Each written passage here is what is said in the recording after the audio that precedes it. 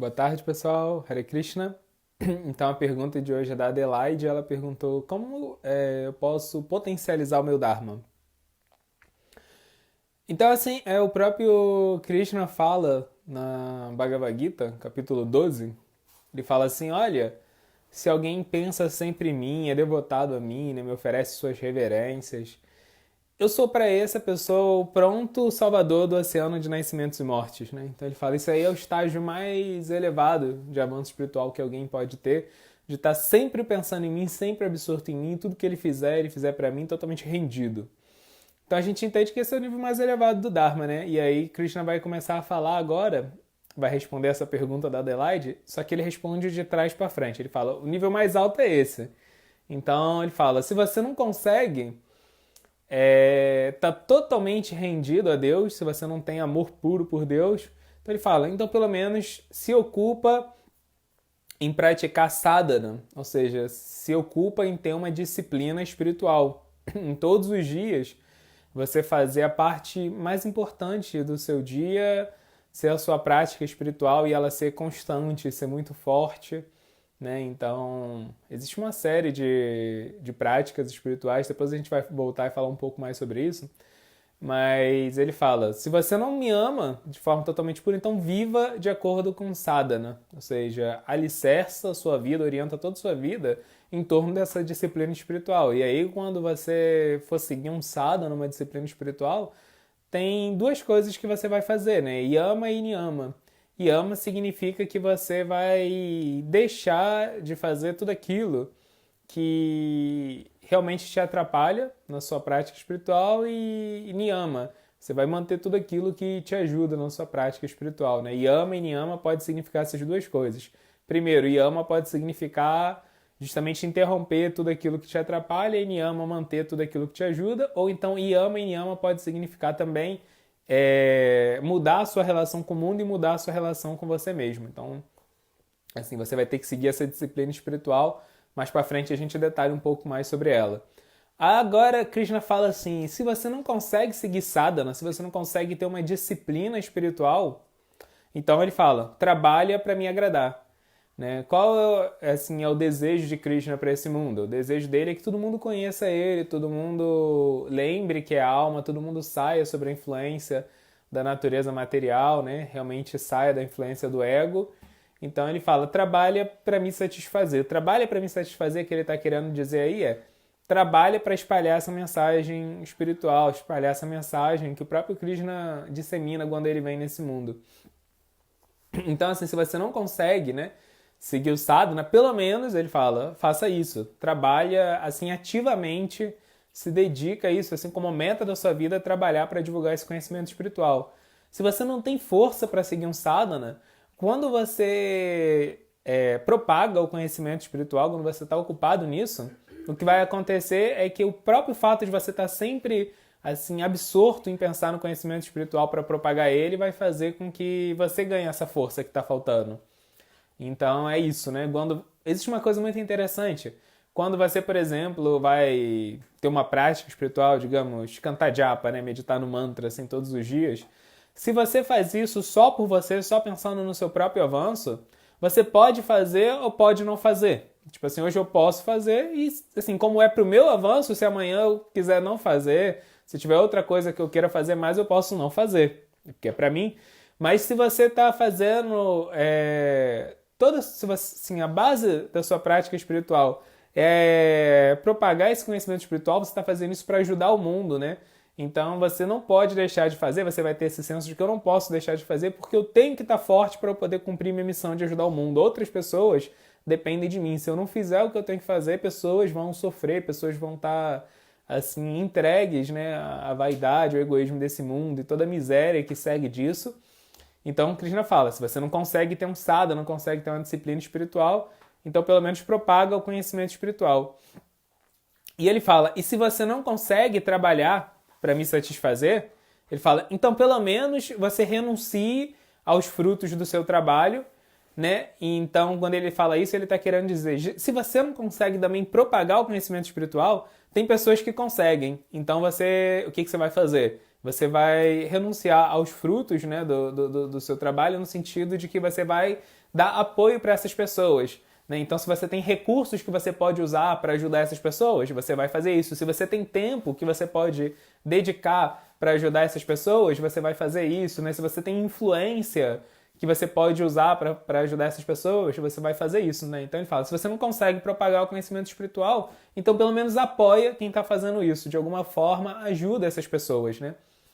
E aí ele fala, e se você não consegue fazer isso, se você não consegue nem ter essa renúncia, então ele fala, então aí você vai precisar adquirir conhecimento espiritual, né? Ele fala, se você não consegue nem isso fazer, nem renunciar, nem apoiar as pessoas que estão propagando conhecimento espiritual, então você tem que precisar de conhecimento. Por quê? Porque se você não consegue renunciar, isso significa que você está muito apegado, muito identificado com o seu ego, né? Porque algum tipo de renúncia todo mundo pode fazer, né? Então, por exemplo, digamos assim que você tem um filho, e aí você não vai falar, nossa, hoje eu estou assim muito ocupado porque eu tenho que trabalhar, porque eu tenho que estudar para o curso que eu estou fazendo, né? Ou então, nossa, hoje era o dia que eu tinha marcado com meus amigos de ir para o cinema, então hoje eu não vou dar comida para o meu filho, não é possível, assim, hoje eu não vou fazer isso, né? Não, se você tem um filho, e se você ama esse filho, você entende que o filho é uma parte muito importante da sua vida, você vai dar um tempo para cuidar do filho, né? Independente de você ter que trabalhar, estudar, ter o seu lazer, o seu cuidado pessoal, você vai dar um jeito para cuidar do seu filho. Então, né, você pode estar mal, hoje eu tô me sentindo mal, tô com TPM, não importa, você vai cuidar do seu filho, porque é seu filho. Então, quando alguém pensa assim que, nossa, eu já tenho um problema, então eu não vou fazer minha prática espiritual, significa que, indiretamente, essa pessoa está dizendo, Krishna não é uma parte realmente importante da minha vida. Porque se ele fosse, você ia dar um tempo de fazer. Né? Não importa que você tenha que trabalhar, estudar, levar a sua avó no médico, você ia fazer isso tudo e ia dar um tempo, né? Se você entende que isso é algo vital na sua vida, né? Você ia dar um tempo para conseguir fazer isso. Então, se a gente nem consegue ter essa renúncia, o que Krishna fala é que está faltando conhecimento. Você não entendeu direito quem você é, você não entendeu direito que você é alma, você não entendeu direito quem Krishna é, né? Quem Deus é, a importância, a posição de destaque que ele ocupa de verdade na sua vida. Esse conhecimento não foi internalizado ainda, né? Por isso que aí na sequência Krishna fala, só que melhor do que estudar, só estudar, é meditar. Porque meditar é melhor ainda, porque quando você medita, você está internalizando esse conhecimento que você adquiriu. Então, assim, Krishna, ele fala a sequência de trás para frente, né? E aí a gente falou igual ele. Agora eu vou repetir a sequência na ordem, digamos assim, correta, para a gente poder fixar melhor. Então, a primeira coisa que você tem que fazer para potencializar o seu Dharma é adquirir conhecimento. Porque não adianta a gente tentar seguir o nosso Dharma se a gente nem entende quem nós somos ou não entendemos quem Deus é. Então, Rupa Goswami, por exemplo, que é um mestre importante na nossa tradição, ele fala que devoção sem conhecimento é só um distúrbio na sociedade, né? Se você tem devoção, mas você não tem conhecimento, você vai ser fanático, ou então vai ser sentimentalista. Você não vai realmente viver o Dharma de verdade, você vai viver uma versão, assim, enfraquecida, deturpada dele, né? Então isso não é saudável. Então a primeira coisa que a gente precisa fazer é adquirir conhecimento, né? Por exemplo, Prabhupada, ele escreveu o comentário dele da Bhagavad Gita e chamou de Bhagavad Gita como ele é. Então, muito interessante, né? Que, assim, ele fala que tinha outros comentários da Bhagavad Gita que realmente não transmitiam a mensagem que Krishna fala diretamente nas pessoas que tentaram comentar antes a Bhagavad Gita. Elas davam a própria interpretação dela, do que Krishna estava falando. E ele falou, olha, eu não tentei dar interpretação nenhuma, eu só peguei o que Krishna estava falando e destaquei os pontos assim importantes, eu reapresentei na linguagem de vocês, mas eu não inventei nada. Então por isso esse livro é o Bhagavad Gita como ele é. Então a gente pode ler Bhagavad Gita como ele realmente é, ou então a gente pode ler uma versão distorcida do Bhagavad Gita, né? Então até hoje na Índia a gente vê, por exemplo, que tem pessoas que comentam a Bhagavad Gita para apoiar algum político, alguma ideologia que Krishna não apoia, isso existe. E da mesma forma que tem o Bhagavad Gita como ele é e o Bhagavad Gita como ele não é, existe tudo na vida espiritual assim, né? Existe o mantra como ele é e o mantra como ele não é, existe a oração como ela é e a oração como ela não é, existe Satsanga como ela é e Satsanga como ela não é, existe tudo isso, existe o Dharma como ele é e existe o Dharma como ele não é. Então você precisa de conhecimento para você poder fazer as coisas de forma correta. né? Se você faz as coisas sem conhecimento, você pode estar fazendo uma versão totalmente deturpada delas ou então totalmente mecânica. Então, a primeira coisa para potencializar Dharma, a gente precisa adquirir conhecimento. Depois, à medida, assim, um termômetro, inclusive, que o nosso conhecimento está avançando, é que a gente está entendendo Krishna, quem ele é, entendendo realmente qual é a nossa relação com Deus, qual é a nossa missão nessa vida, e aí a gente vai desenvolvendo esse senso de renúncia, de que eu quero, assim, realmente me dedicar para agradar a Deus, e me dedicar para agradar a Deus significa que eu vou usar as coisas que eu tenho à minha disposição para agradar a Ele, né? Então aí você vai naturalmente querer usar suas habilidades, seu tempo, sua energia. Você vai querer fazer algum trabalho para Deus, mas você vai ver que você, no começo, assim, eu não posso, assim, eu ainda não tenho conhecimento suficiente para diretamente propagar esse conhecimento espiritual, então eu vou apoiar quem já está fazendo isso. Então essa é a segunda parte do processo do Dharma, né? Você tem que ajudar alguém, alguém que já está empenhado nesse processo, né? E aí, naturalmente, por ajudar essa pessoa, você vai, assim, adquirir níveis mais sutis de conhecimento, né? Você vai pegar mais as nuances do conhecimento, vai realmente entender como aplicar esse conhecimento de uma forma mais prática na sua vida, de uma forma mais objetiva, né? De uma forma até mais pura. E aí, por fazer isso, você vai ter realizações, né? Você realmente vai entender esse conhecimento não só no campo filosófico, mas vai entender ele no campo prático, porque ele vai realmente causar uma transformação em você. Ele vai remover vícios, defeitos que você tem, vai ajudar você a desenvolver virtudes, vai realmente te dar um contato pessoal com Deus, e aí você vai ter realização pessoal, né? Você vai ter sua própria compreensão desse conhecimento, e aí você chega na terceira parte, você vai começar a propagar esse conhecimento, você vai transmitir ele, né? O tanto quanto você tenha entendido e praticado, você está apto a transmitir esse conhecimento, e isso vai te inspirar muito para você, assim, seguir ele ainda com mais determinação, com mais vontade, e aí chega a etapa onde você vai estruturar toda a sua vida prática em torno do sadhana, né? Então essa é a quarta etapa para a gente potencializar nosso Dharma. Sadhana significa que eu vou fazer votos e vou cumprir esses votos, né? Então, a base, por exemplo, do sadhana de um devoto de Krishna é que ele se compromete a todos os dias cantar o Mahamantra Hare Krishna, que é o principal elo, né, de ligação que nós temos com Deus, né, para despertar nosso relacionamento amoroso com Ele, e ao mesmo tempo que faz esse voto de meditar todos os dias nesse mantra, também nós fazemos votos de cultivarmos a compaixão, tendo uma alimentação vegetariana, cultivarmos a pureza, evitando a promiscuidade sexual, cultivar a sobriedade, evitando qualquer tipo de intoxicante, e cultivar a veracidade, evitando jogos de azar. Então isso é um nível do sadhana, né? O nosso primeiro nível do sadhana é seguir esses votos. Mas a gente vai o tempo todo revisitando esse sadhana e voltando nesses 4 pilares e tentando fazer eles com ainda mais pureza, né? Então, por exemplo, numa primeira instância, você ser misericordioso pode significar você ser só vegetariano. Isso já é um passo. Mas depois você tem que se aprofundar mais, porque você pode ser vegetariano e ainda assim você pode não ter compaixão pelas outras pessoas, né? Então você tem que ser pacífico, tem outras coisas que você tem que cultivar para poder realmente aprimorar a sua compaixão. Então esses pilares, eles são só assim, um nível básico dessas 4 virtudes. Então, nesse quarto estágio do sadhana, a gente vai sempre voltando e revisitando esses 4 pilares e tentando seguir eles com mais profundidade. E sempre que a gente faz isso, a gente consegue ter mais clareza mental para poder meditar no mantra Hare Krishna. E aí a gente tem que estar sempre tentando cantar esse mantra Hare Krishna com mais intensidade, né? Fala que tem 3 gatilhos que ativam a potência total do mantra Hare Krishna. Uma é chamado Rishi. Rishi significa que você está assim, aprendendo, adquirindo conhecimento sobre esse mantra com os grandes mestres que alcançaram a plenitude dessa meditação, e também você está ajudando esses mestres na missão deles de ajudar esse mundo, né? Então, esse é o primeiro gatilho que aciona a potência do mantra. Você não está só sozinho tentando meditar, você está tentando servir, ajudar aqueles devotos puros que revelaram conhecimento sobre o mantra. Então, por exemplo, no caso de Prabhupada, ele ensinou o mantra Hare Krishna para o mundo inteiro, né? A gente sabe a história, ele saiu da Índia, idoso, com 70 anos de idade, e fez todo tipo de sacrifício só para poder entregar esse conhecimento para o mundo. Então, assim, ajudar a missão de Prabhupada vai permitir com que você tenha muito mais força para poder meditar nesse mantra. Esse é um gatilho que aciona a potência total do mantra. O segundo gatilho que aciona a potência do mantra é chamado Istadeva.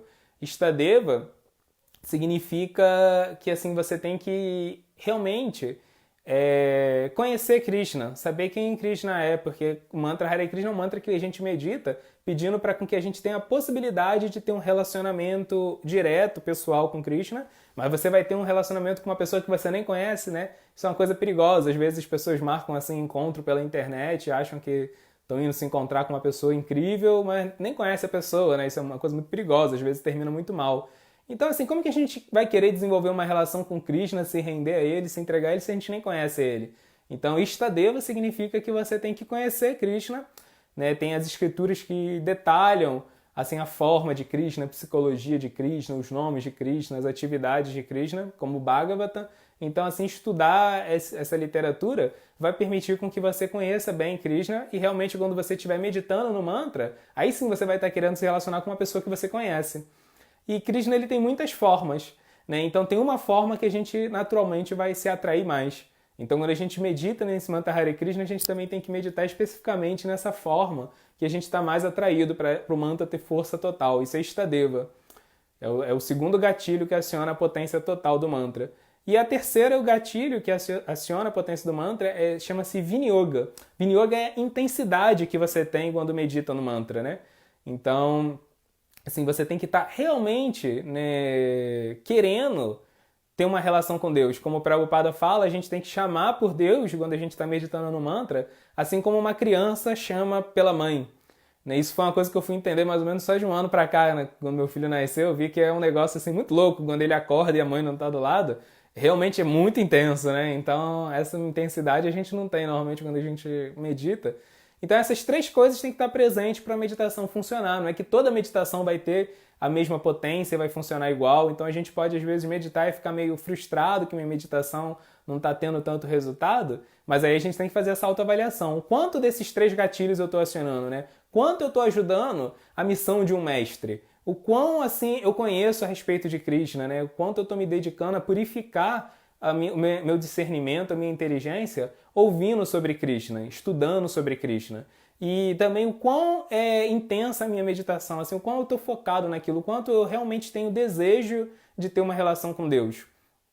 Porque a gente pode tentar se relacionar com Deus só como um tipo de muleta, né? Assim, eu tenho um problema, um sofrimento, que eu não consigo lidar com esse sofrimento, e aí eu vou lá e recorro para Deus, né? Peço com muita sinceridade para Deus me proteger do corona, para Deus me proteger do desemprego, para Deus proteger a minha família. Posso fazer isso, mas depois que o perigo passa, pronto, passou assim, a minha intensidade, né? Então essa intensidade ela não é verdadeira, né? Então a gente tem que tentar cultivar o desejo de se relacionar com Deus só para se relacionar com Ele. Porque se a gente tem algum outro desejo de se relacionar com Deus que não seja o fato dele ser uma pessoa incrível e eu querer ter contato com Ele, então isso é uma relação interesseira, né? É só a gente imaginar que tem uma pessoa que quer se relacionar com a gente porque a gente tem um bom emprego, uma boa casa, mora num lugar legal, essa pessoa quer passar férias na nossa casa. Assim, você não vai abrir sua intimidade para essa pessoa que você sabe que tem segundas intenções, ela gosta mais da sua casa de praia do que você. Então, da mesma forma, Krishna não vai reciprocar, não vai assim, abrir totalmente a intimidade dele se a gente está cheio de segundas intenções no nosso desejo de se relacionar com ele. Então, assim, esses são os três gatilhos que potencializam a nossa meditação. E quando a nossa meditação ela fica mais intensa, aí a coisa mais interessante é que a gente vai conseguir se aprofundar naqueles 4 pilares, né? Naquelas 4 virtudes, né? Que repetir de novo, que é compaixão, que é pureza, sobriedade e veracidade. E aí essas coisas vão se retroalimentando. Quanto mais você cultiva esses 4 pilares, mais facilidade você vai ter para meditar de verdade. E quanto mais forte, mais intenso for sua meditação, mais você vai cultivar esses 4 pilares. Então essa é a quarta etapa do sadhana, né? Quer dizer, desculpa, a quarta etapa assim, nesse processo de potencializar o nosso dharma. É o sadhana, essa prática, né? A gente viver em torno dessa prática. E claro, a gente vai continuar fazendo outras coisas no nosso cotidiano, mas tudo aquilo que a gente fizer no nosso cotidiano vai girar em torno dessas atividades, né? De cultivar esses pilares e fazer essa meditação. E uma coisa, um efeito interessante que acontece é que quanto mais a gente foca a nossa rotina no sadhana e foca menos nas outras coisas, mais as outras coisas funcionam bem. Porque, por exemplo, se você é sóbrio, mesmo que você assim não foque no seu trabalho, né? O foco da sua vida é o sadhana. Mas aí se você foca no sadhana, você vai ser muito mais sóbrio, né? Você vai ser muito mais tranquilo. E aí, mesmo que o trabalho não seja o foco da sua rotina, você vai trabalhar com muito mais produtividade, porque você é uma pessoa melhor, assim, você vai estar com a mente mais clara, vai estar assim sofrendo menos influências do meio, né? Então, assim, as coisas fluem melhor quando você está realmente focado no sadhana. Então essa é a grande ironia da vida. Quando a gente deixa de focar no sadhana para focar nas outras coisas, aí assim, você perde as duas, né? Como se diz, né? Você... Como que diz? Melhor um pássaro na mão do que dois voando, é isso que acontece, né? Assim, os dois pássaros voam, né? Porque quando você não foca no sadhana, você também não tem nada na sua rotina, né? Porque você vai estar com a mente agitada, vai estar suscetível a ficar depressivo e cheio de ansiedade, cheio de desejos e com dificuldade nos relacionamentos, e aí tudo vai render muito pouco, né? Então essa é a grande ironia. Quando a gente não foca no sadhana, todo o resto tem problema. Quando a gente tira o foco do resto e põe o nosso foco no sadhana, aí as coisas funcionam. E aí, esse próprio sadhana vai dar pureza pra gente quando a gente estiver realmente puro. A gente vai naturalmente amar a Deus, porque amar a Deus é o estado natural da alma. E amar a Deus é o verdadeiro Dharma da alma, né? Então esse é o quinto estado de elevação do Dharma. É quando a gente chega nessa plataforma de que o nosso amor por Deus é espontâneo, é algo natural, é algo que a gente não precisa praticar um processo para isso acontecer. Isso já acontece naturalmente, né? Então, Prabhupada fala que assim, o sentimento mais próximo do sentimento que a alma tem por Deus, né, nesse mundo, que a gente vê nesse mundo, é o sentimento que a mãe tem pelo filho. Porque a mãe ela não precisa praticar nenhum processo, né, pelo menos uma mãe normal, ela não precisa praticar nenhum processo para estar pegada pelo filho. Né? Ela não precisa falar, olha, agora eu vou fazer um coaching, vou fazer uma meditação para eu poder lembrar de dar comida para o meu filho. Assim, ela não precisa disso. Naturalmente ela vai ficar o tempo todo preocupada se ela tem que dar comida para o filho ou não. Né? Ela não precisa... Agora eu vou fazer yoga para poder aprender a assim, me preocupar se meu filho está com febre ou não. Isso é algo natural para ela, né? Então o estado natural da alma é que ela não precisa fazer yoga, meditação, ler um monte de livro. Não precisa fazer nada disso para amar a Deus. Amar a Deus é algo natural para ela. Mas até a gente chegar nesse estado, a gente tem que passar por todas essas etapas. Mas uma coisa que é importante a gente notar é que cada uma dessas etapas inclui as etapas anteriores, né? Então a gente vai sempre ter que continuar fazendo as outras coisas. Então, assim, se o primeiro estado é que a gente tem que adquirir conhecimento, quando a gente for para o estado seguinte, que a gente tem que apoiar as pessoas que estão distribuindo esse conhecimento, não é só que agora eu vou apoiar e eu já não preciso mais desse conhecimento. Às vezes a gente vê isso, né? Assim, a pessoa ela ouviu que ela não é o corpo, ouviu uma palestra que fala que ela não é o corpo, ficou maravilhado com esse conhecimento, mas quando ela começa a fazer serviço prático, ela vai ouvir uma palestra que fala que ela não é o corpo, ela fala, isso eu não preciso ouvir, eu já ouvi assim, muitas vezes, isso aí eu já sei, isso aí de novo, né? Mas assim, isso é a base da nossa vida espiritual, entender que eu não sou o corpo, porque se eu não entender que eu não sou o corpo, eu vou tentar fazer todas as partes da vida espiritual achando que eu sou o corpo. Aí eu vou cantar o nome de Krishna como se eu fosse o corpo, eu vou assim estudar a Bhagavad Gita só que como se eu fosse o corpo, muito preocupado com assim os problemas da minha vida material. Eu vou fazer tudo como se eu fosse corpo, vou me associar com os devotos como se eu fosse o corpo, e aí se eu ouvir uma instrução assim, sobre um aspecto do meu ego que é problemático, aí eu vou ficar muito identificado porque eu acho que eu sou o corpo, né? E por aí vai. Então, assim, a gente precisa continuar sempre lembrando e entendendo cada vez mais com maior profundidade que eu não sou o corpo, né? Então, nesse segundo estágio, onde você faz serviço prático para apoiar a missão do mestre espiritual, apoiar a missão daqueles devotos que já são mais avançados, você tem que continuar lembrando, eu não sou o corpo, eu não sou o corpo, você tem que continuar adquirindo conhecimento. Então, esse é o segundo estágio, né? Você vai continuar apoiando.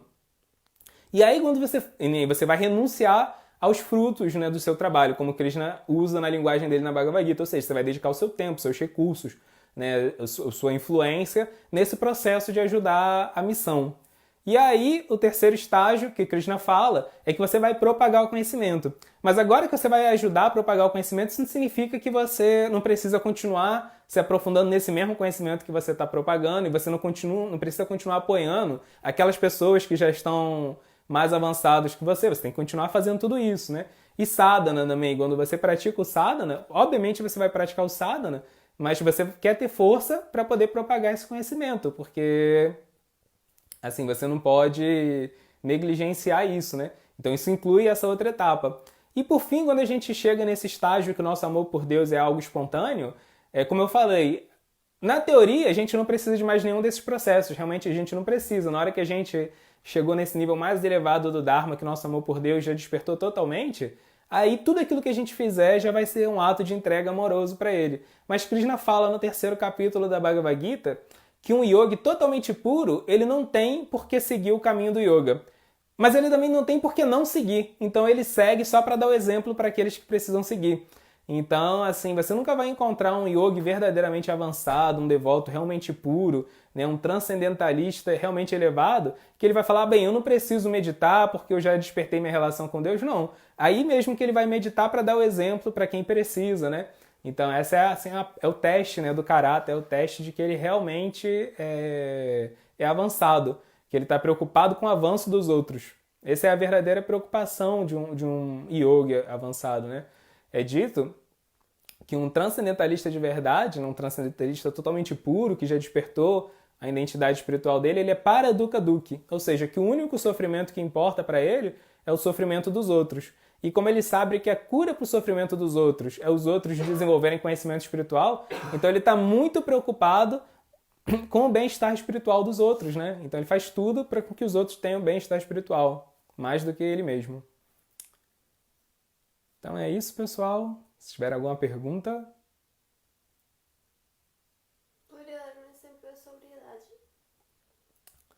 A Saranga perguntou um exemplo de sobriedade. Então, como eu falei, assim, a gente começa a cultivar esse pilar da sobriedade praticando a não intoxicação, né? Então, sobriedade a gente entende que é o contrário de intoxicação e primeiro a gente evita a intoxicação grosseira.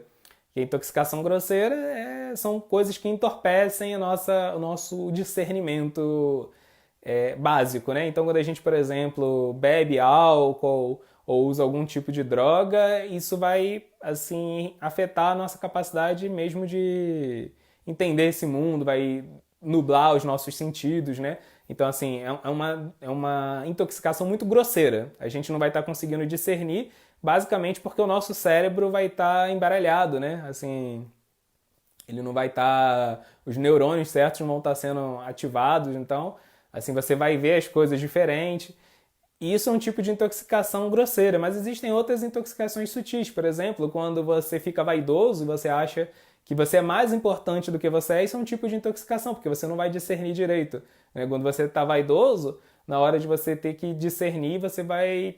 Como você está dando muito valor para você mesmo, você vai sempre tentar discernir as coisas a seu favor. Então, assim, ser sóbrio significa entender as coisas como elas são, seu objetivo. Não deixar nada atrapalhar o seu discernimento. Então, a gente tem que estar sempre desenvolvendo esse tipo de sobriedade que é mais sutil, né? Assim, o entorpecente, ele nubla a nossa intoxicação, nosso discernimento de uma forma muito explícita, muito física, muito fisiológica. Mas existem outras coisas que são mentais, né? Que são mais emocionais, que também nublam o nosso discernimento, né? Então, por exemplo, o Dhritarashtra na Bhagavad Gita, a gente vê que ele está assim, totalmente intoxicado pelo apego exagerado que ele tinha pelos filhos, né? Os filhos eram tiranos, eram criminosos, eram pessoas perversas, mas como ele estava apegado aos filhos, ele não conseguia discernir, assim, achar que os filhos eram tão ruins quanto eles eram, né? Então ele não conseguia ser enérgico e tomar uma atitude para impedir as más ações do filho, porque ele estava intoxicado pelo apego, né? O discernimento dele ficou fraco. Eu queria que você falasse um pouco mais sobre se é possível não executar todos esses estágios, tipo, nessa sucessão, e se você pode fazer um só deles, ou se isso não vai ter a mesma potência. A Lilesveri perguntou se esses estágios eles têm necessariamente que acontecer nessa ordem e se eu fizer só um deles, se não vai ter a mesma potência. Então, se eles necessariamente têm que acontecer nessa ordem. Assim, as explicações que a gente vê são sempre mapas, né? O mapa, ele nunca... Assim, são sempre modelos da realidade, né? E os modelos, né, os mapas, eles nunca descrevem toda a abrangência da realidade. Porque se você tivesse um mapa que fosse tão detalhado quanto o mundo real, você não ia precisar do mapa. E ele nem ia ser útil. Porque você ia olhar para o mapa e ia ser como se você estivesse no lugar, né? Se você quer, por exemplo, andar aqui em Teresópolis, se você tivesse um mapa que tivesse todos os detalhes de Teresópolis, o mapa não ia te dar informação, não. Você ia ficar perdido do mesmo jeito no mapa. Então o mapa, ele simplifica.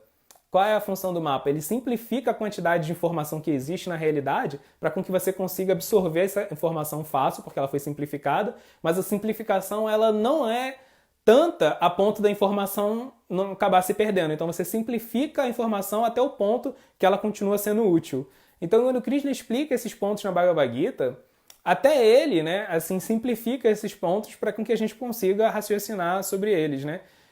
Mas na vida real a gente sabe que, assim, é muito diferente, existem muito mais detalhes, né? Assim, existe muita variedade. Então, alguma pessoa ela pode começar de outro ponto daí, né? E pode fazer essas coisas em outra ordem. A gente tem, por exemplo, casos de pessoas que realmente, quando elas começaram a praticar o conhecimento espiritual, elas ficaram muito atraídos, assim, sei lá, porque se sentiam bem junto com os devotos e aí queriam ajudar de alguma forma, então elas começaram nesse segundo estágio que a Krishna fala, que é quando você quer ajudar. E começaram a ajudar, mas sem nenhum conhecimento, assim, né? E aí o fato delas estarem ajudando purificou elas para adquirir o conhecimento. Isso é comum, a gente já viu coisas desse tipo acontecerem. Então não necessariamente acontece nessa ordem, mas o que acontece é que se você começa de um desses estágios, que é diferente de onde Krishna fala, ainda assim, se você está praticando da forma correta, você vai acabar tendo um ímpeto para poder pegar aquilo que você deixou para trás, ou seja, aqueles outros estágios anteriores. Porque se você começa a só ajudar os devotos porque você acha eles simpáticos e você se sente bem na companhia de espiritualista, quer ficar com eles e quer ajudar, mas se você não tem conhecimento, a sua prática ela vai ser muito limitada. Então Krishna está mostrando aí qual é o caminho que a gente faz para chegar ao nível mais elevado do Dharma, que é amor puro. Você vai precisar de conhecimento, né? Então mesmo que você não começou dali, você depois vai ter que voltar e pegar aquilo que você deixou para trás. E naturalmente, se você está se absorvendo com intensidade em um desses estágios, se você está se absorvendo com sinceridade, o que vai acontecer é que naturalmente você vai progredir para o estágio seguinte, né? Então, assim, se você tá realmente, assim, ajudando de devoto, vai chegar ao ponto que você vai desenvolver pureza, que você vai acabar praticando sadhana. O próprio Krishna vai te inspirar para você praticar o sadhana, né? Isso vai ser algo natural, porque você está desenvolvendo pureza e a pureza, ela é muito atrativa. Então, você vai, assim, querer experimentar ainda mais sobre isso, né? Fala que o modo da bondade, ele tem como consequência dele que ele ilumina todos os portões do corpo. Então, por exemplo, se você está ajudando pessoas que estão no modo da bondade, o modo da bondade ele é indutivo, né? Se você ajuda alguém que está no modo da bondade, você acaba adquirindo um pouco mesmo de bondade em você. E aí isso significa que seu paladar, seu tato, seu olfato, tudo isso vai se tornar purificado pela bondade. Então, assim, seu paladar naturalmente vai querer se direcionar para se alimentar mais na bondade. E aí você naturalmente vai acabar cultivando o vegetarianismo e vai cultivar esse pilar da compaixão, que é sadhana, né? E por aí vai. Então, um sintoma de que você está realmente ajudando é que você vai querer fazer o que aquelas pessoas que você está ajudando fazem também, né? E por aí vai. Então, se você segue um estágio desse, você acaba se deslocando gradualmente, né, na sua velocidade, no seu ritmo, mas você acaba se deslocando para o estado seguinte. Tenho uma dúvida.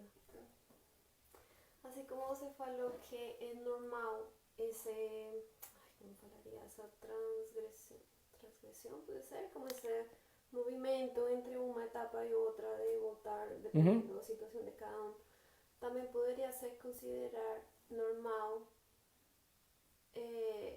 a falta, a ver, é como de um modo geral, nesse caso desses 4 pilares que você falou, mas em geral essas faltas que a gente tem, em algum sentido também seriam normais, como que falte algo em algum momento. E sí, como, sí se entiende como minha dúvida, como porque está muito claro que não pode faltar, por exemplo, esses 4 elementos neste caminho, sim? Mas, de todas formas, acontece que falta, né? Então, num sentido, é normal que falte em alguma etapa, alguma coisa, mas a conclusão final sempre é que não pode faltar, mas de qualquer forma falta. Como que é normal, que não é normal. Então, o negócio é que se um pilar desse, um estágio desse está faltando, é porque o estágio abaixo não está exatamente tão forte, né? Por exemplo, se você vê uma criança que conseguiu chegar na 7ª série, ela chegou lá, ela está na 7ª série, mas ela tem muita dificuldade para resolver equações do 2º grau, é porque ela não aprendeu a equação do 1º grau suficientemente. Quer dizer, eu nem lembro se é na 7ª série que a gente aprende equação do 2º grau, acho que não lembro. Mas assim, o ponto é isso, que ela, mesmo que ela já passou da 6ª série, que é onde ela aprende a equação do 1º grau, pelo menos eu acho que ela pode até ter passado de série, mas ela não aprendeu o suficientemente, então ela vai ter que voltar e revisitar e fortalecer aquilo, né? Então, se uma pessoa, por exemplo, está experimentando dificuldades com sadhana, por exemplo, significa que algo está faltando, ou então ela não tem conhecimento suficiente, ou então que ela não tem desapego suficiente, justamente porque ela não tem conhecimento suficiente, ou então ela não tem desejo de propagar a mensagem espiritual suficiente, tem algo que ela tem que voltar. E é interessante que o primeiro ponto que Krishna fala é com conhecimento, tudo começa com conhecimento espiritual, mas conhecimento espiritual só existe em sadhu sanga, só existe na associação com os outros sadhus, né, com os outros devotos. Então, assim, sempre se a gente tem alguma dificuldade, a gente tem que voltar para a base. E a base é que ou a gente não tem conhecimento suficiente, ou então a gente tem conhecimento superficial. E aí, no caso, os dois problemas, né? Porque você pode ter muito conhecimento técnico, filosófico, mas esse conhecimento ainda assim pode ser superficial, você não está conseguindo transformar ele em algo prático. Nos dois casos, já que quem dá o conhecimento é a Sadhu Sangha, é a associação dos devotos, sim, a base para a gente ir nutrindo essa torre toda, né? Chegar até o ponto onde a gente tem a nossa deficiência, é fortalecer a nossa Sadhu Sangha, é fortalecer esse senso de que eu pertenço a uma comunidade de espiritualistas. E dentro dessa comunidade eu posso fazer tudo. Eu posso adquirir conhecimento, eu posso desenvolver desapego ajudando essas pessoas, tirando um tempo que eu tinha para mim para ajudar essas pessoas, para ajudar elas a propagar um conhecimento espiritual. Lá, junto com elas, eu posso praticar o sadhana. Mas essas coisas só acontecem de forma saudável dentro de uma sadhu sangha. Agora, o ponto é que, assim, a gente pode entender que no estágio que a gente está, onde a gente ainda é muito influenciado pela energia material, o que acontece é que naturalmente, assim, a nossa psicologia ela vai ser direcionada para tipos de relacionamentos específicos. Então, você pode estar numa sadhu sangha que não satisfaz algumas necessidades suas, uma sadhu sangha que simplesmente não te inspira a fazer tudo isso. E aí você tem que achar a sua turma. Isso é um ponto. Isso pode acontecer. Então você tem que ver se você está na associação correta e se você está aproveitando bem essa associação. E toda deficiência vai vir, no fundo, vem disso mesmo. Porque se você nutre esse ponto, os outros vão sendo automaticamente nutridos, né? Obrigada. O Haripada tinha perguntado se nós podemos melhorar o nosso sadhana fazendo em casa uma Mangalarati às 4h30 ou as demais cerimônias que são feitas nos templos. E aí, Haripada? Tá sempre aí, né, cara? Legal. Com certeza, né? Praticar em casa é muito bom, né? Então, fazer essas coisas em casa com certeza vai melhorar o nosso sadhana, mas a gente tem sempre que se lembrar que quando a gente tem a oportunidade de fazer isso em grupo é muito melhor, é muito mais forte, né? Então, com certeza temos que fazer na nossa casa, mas isso não pode servir como assim, uma justificativa para a gente abandonar esse espírito de grupo, né? Se a gente faz isso, aí tudo acaba se perdendo. O Prabhupada falou que vida espiritual sem associação com os devotos é uma fantasmagoria, uma ilusão, né? Não existe Dharma, não existe vida espiritual sem sadhu sangha, sem essa associação, sem essa coletividade. Então, só fazer sua prática individual, ela é um problema. Agora, uma coisa interessante que acontece é que quando você tem as duas coisas, elas se nutrem. Se você tem a sua prática individual, aí isso vai permitir com que você tenha mais o que reciprocar quando você estiver em sadhusanga, porque às vezes uma sadhusanga ela não é interessante porque ninguém ali tem nada para reciprocar com os outros, não tem nada de interessante para te dar. Então sadhusanga é aquela hora onde cada um compartilha a sua realização. Se você não tem realização nenhuma, então você não vai ter muito o que contribuir na sadhusanga. E se ninguém na sadhusanga tem contribuição nenhuma, é só um evento social, aí é assim, vira uma coisa realmente muito pobre, muito pouco inspiradora. Mas se todo mundo ali tem uma bagagem de realização para contribuir, aí vira uma coisa muito forte, muito viva, né? Claro que sempre vai ter gente com mais realização, menos realização, mas se todo mundo tem algo para contribuir, aí vira realmente algo dinâmico, algo espiritual. E aí quando você é nutrido por essa sadhusanga, e aí depois você vai para a sua prática solitária, introspectiva, aí você vai muito mais inspirado, você vai com muito mais assim arsenal de conhecimento espiritual, de emoções espirituais, de desejo de servir a Krishna, para naquele momento ali que você está sozinho, estudando ou só cantando sua japa, você vai fazer isso com muito mais intensidade porque você foi nutrido pela sadhusanga. E aí você vai ter mais, vai desenvolver realização justamente nesse momento de introspecção. E aí depois você vai pegar essas realizações novas e vai levar para a sadhusanga. Então esse é um ciclo que vai se alimentando. Porque se também você tiver vida espiritual só na associação, não tiver esses momentos de introspecção, é algo também que é superficial, porque você justamente aprofunda, interioriza esse conhecimento na sua prática solitária, né? Na hora que você está cantando a japa, é só você e Krishna, assim, não tem mais nada, né? Então, assim, você tem que focar em Krishna, tem que focar no seu avanço, não tem nada externo, é só você e Krishna mesmo, né? Então, assim, a base da vida espiritual é essa dinâmica de prática solitária e associação. Um vai alimentando o outro. Se você só tem a prática solitária, é algo muito frio, algo até sem propósito, algo egoísta. E se é algo só assim comunitário, se é algo só social, aí vira algo também muito superficial. Então essas duas coisas precisam se equilibrar. Mas com certeza, Mangalarati em casa é néctar, como nós dizemos. Então é isso, pessoal.